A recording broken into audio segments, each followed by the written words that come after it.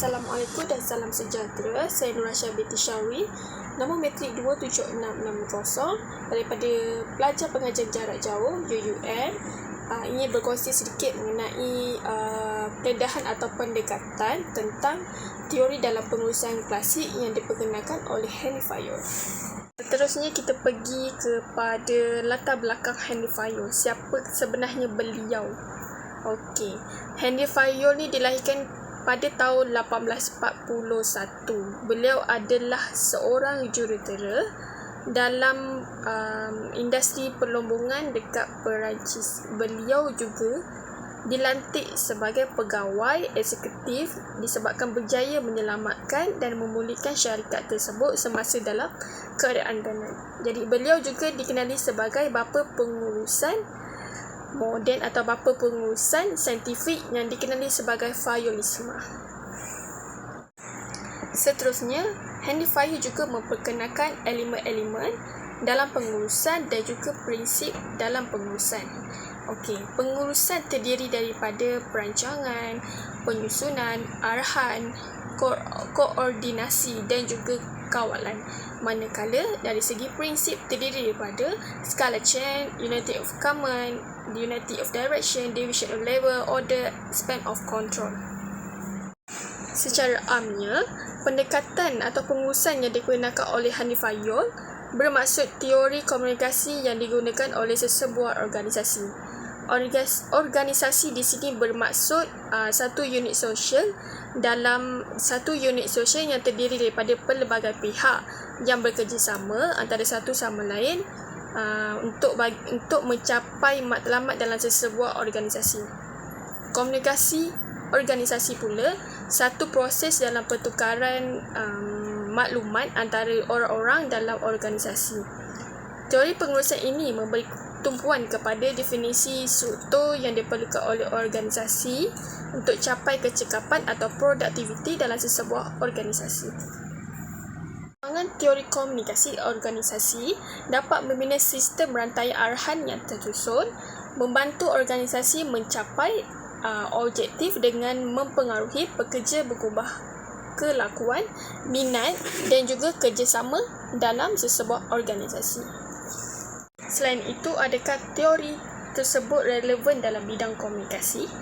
Yang pertama, dapat membina komunikasi yang baik dengan semua pihak di dalam sesebuah organisasi ataupun di dalam persekitaran. Sebagai contoh, komunikasi organisasi di antara pihak atasan dan juga bawahan. Hal ini demikian kerana komunikasi dalam sesebuah organisasi memerlukan banyak idea serta maklumat bagi melancarkan gerak gaya yang berkualiti. Nombor 2, memperbaiki hubungan yang sedia ada.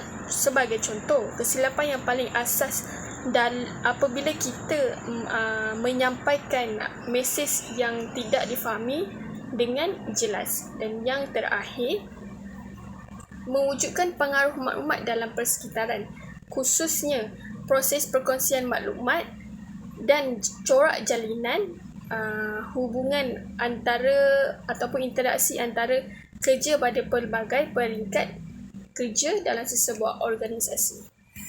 Dan yang terakhir, kritikan kepada teori yang dipilih ataupun kritikan terhadap teori komunikasi yang diperkenalkan oleh Henry Fayol. Okey, kritikan melalui prinsip skala chain yang digunakan dalam teori Henry iaitu komunikasi antara pihak atasan dan juga bawahan harus mengikut rantaian tersebut. Perkara ini akan menyebabkan masalah penangguhan kerja disebabkan terlalu banyak prosedur yang berlaku. Dan yang kedua, lebih memberi tumpuan autoriti berbanding demokrasi. Sebagai contoh, pengurus berhak untuk memberi arahan dan sebagai kuasa untuk menarik seorang supaya menurut arahan tersebut. Secara ringkasnya, dapatlah disimpulkan bahawa teori organisasi yang diperkenalkan oleh Henry Fayol telah memberi kesan yang besar dalam bidang organisasi dan juga pentadbiran di dalam sesebuah organisasi.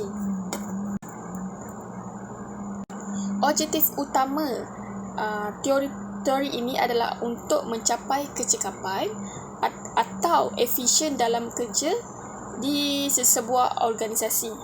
Daripada huraian yang dibincangkan, terdapat nilai bahawa teori ini mempunyai kekuatan dan juga kelemahan yang tersendiri apabila digabungkan ke dalam sesebuah organisasi. Walaupun teori organisasi ini lebih sinonim dikaitkan dengan kelemahan-kelemahan tertentu, namun dalam bidang pengurusan khidmat manusia masih terdapat pelajaran dan juga pengetahuan yang kita dapat pelajari daripada teori ini dan seterusnya dapat memberi sumbangan kepada teori pengurusan khidmat manusia di dalam sesebuah organisasi. Selain itu, prinsip-prinsip yang diperkenalkan oleh Henry Fayol juga telah menjadikannya berkesan bekerja dengan orang lain dengan baik, juga memberi mereka rasa puas hati kerana membolehkan mereka mengekspresikan diri secara bebas turut serta membuat keputusan dan memperkasakan mereka sebagai individu yang banyak memberi sumbangan kepada organisasi.